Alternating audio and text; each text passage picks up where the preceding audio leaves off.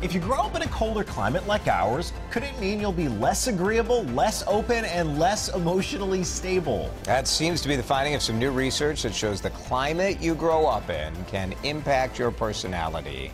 So here is kind of the setup. These researchers took a look at temperature data, and they took people in a moderate, kind of temperate area. Around a 70-degree average high. And so, for example, they said a kid who grew up in San Diego with an average high of 70 degrees is more likely to be agreeable, open, emotionally stable, outgoing than a kid who grew up, say, in Michigan, where the average temperature is 50 degrees. You could substitute Minnesota for that as well.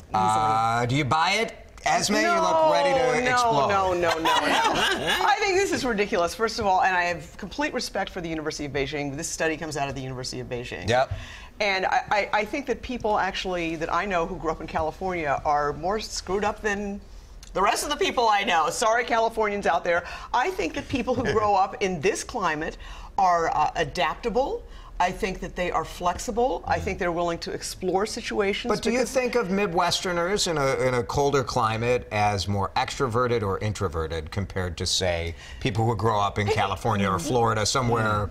Maybe more reserved, but you know, polite. I just don't buy these conclusions. Kim? Just me. Well, you know, I think a lot of Minnesotans can relate to how weather and climate can impact our mood. I mean, just take the first nice warm spring day that we get. Everybody's outside, smiling, waving at the neighbor, being an extrovert.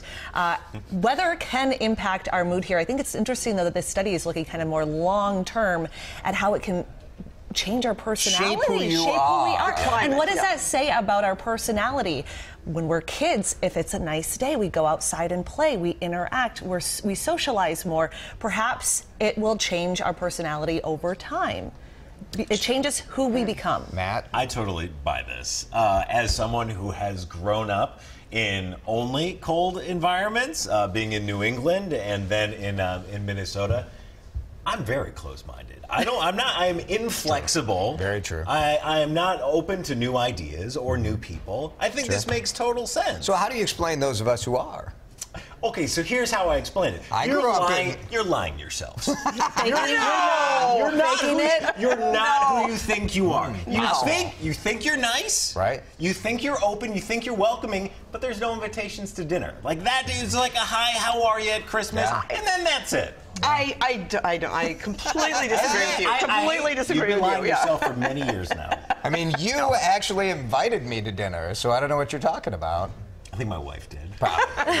And she grew up Illinois, slightly warmer. A little warmer. Southern Illinois. It is fascinating to try to figure out what shapes our personality. To me, the idea of weather, it's a stretch. It's one of the factors. How can it be? How can you cancel out? There are people who have such different personalities who grew up here. Yeah, I think it's also community, city versus rural, you know, suburbs. I think those factors are genetics. And your family. Yeah. So exactly. Your family is horrible. That's why we have wonderful. Except for the ones that are watching. You guys are the best.